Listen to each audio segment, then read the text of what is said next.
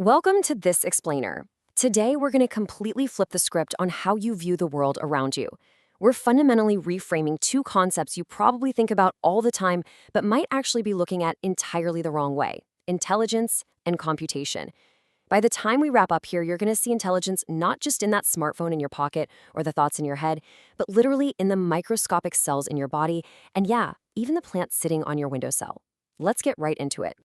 So let's start with the big question driving this whole explainer.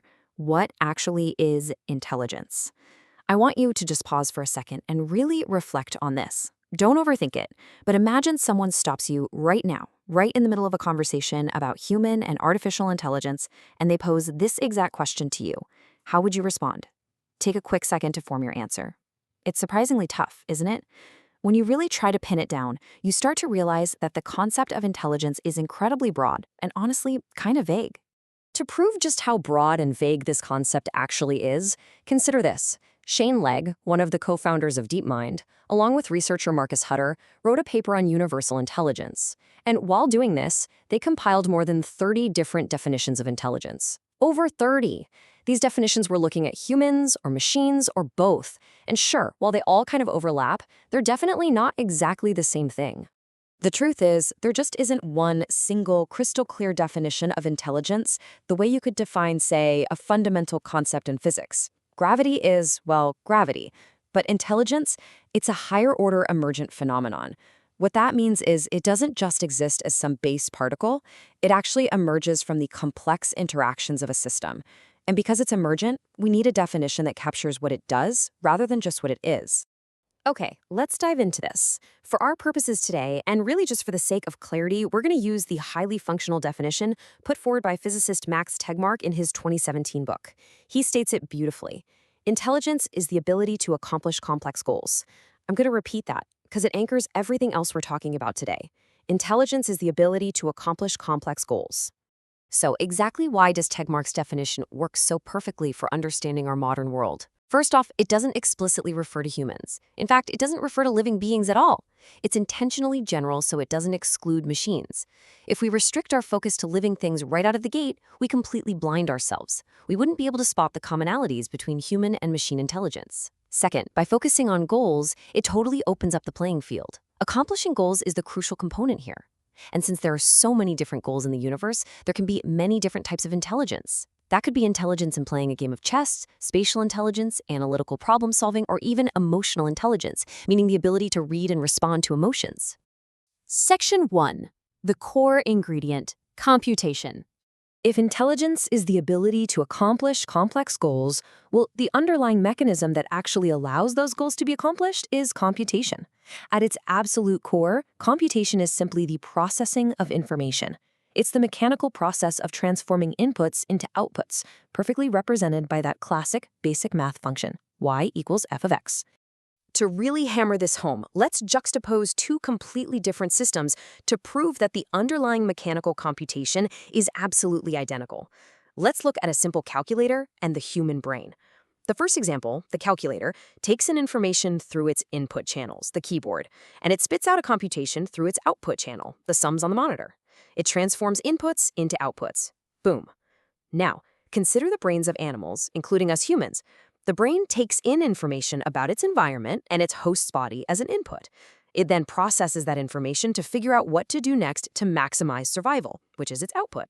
So while the complexity differs vastly between a pocket calculator and a human brain, the actual input-to-output mechanical computation is essentially the exact same thing. Section 2. The microscopic level.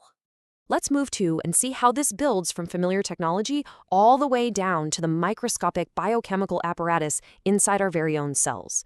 Did you know that even our ribosomes, those little protein factories inside eukaryotic cells, are performing a direct computation through the prism of information theory?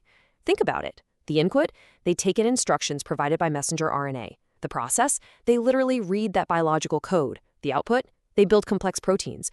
It is just a stunning example of microscopic information processing happening inside you right now. And what proves that this is a purely mechanical computation is this wildly fascinating fact. Ribosomes will dutifully perform this exact exercise even if the messenger RNA input they receive is actually viral RNA. The ribosome doesn't know it's helping a virus, right? It just mechanically processes whatever input it gets. It literally allows viral RNA to hijack the protein synthesis apparatus of our bodies just to reproduce viruses, all because the ribosome is blindly executing the computation it was programmed to do. Section 3, the botanical level. Now, computation extends even into the plant kingdom. And this brilliantly illustrates how a complex biological process is actually just a digestible algorithm. If you haven't really thought about how a sunflower works from a computational perspective before, let's walk through it chronologically. Step 1. The sunflower has photoreceptors that take in information on where there is more sunlight. There's your input. Step 2. The plant processes that input and triggers asymmetric growth in its stem. Basically, as long as the sunflower is young, it elongates its stem a little bit more on the east side throughout the day. Then, at night, it elongates the stem a little more on the west side. Step 3. This asymmetric growth output results in the flower actively tracking the path of the sun across the sky and then turning back east overnight to wait for the morning. So, strictly from a computational perspective, the sunflower takes sunlight information as an input and outputs the activation of growth pathways on different sides of its stem. But let's tie this botanical input-output process back to our anchor definition of intelligence from Max Tegmark. Does this accomplish complex goals? Absolutely it does. This beautiful plant computation allows the flower to collect way more heat from the sun. That heat attracts more pollinators, and those pollinators directly assist in its reproduction. It perfectly accomplishes complex evolutionary goals through this entirely invisible automatic computation. The broader lesson of this entire explainer is that there is a massive amount of computation going on absolutely everywhere all the time. It is the core ingredient of intelligence, whether we're talking about a calculator, a human brain, a microscopic ribosome, or a blooming sunflower. So I want to leave you with this final thought as we wrap up today. After this explainer ends, I highly encourage you to go out into your daily life and just look closely at the world. Challenge yourself. What other invisible computations are happening right in front of you that you've simply never noticed before?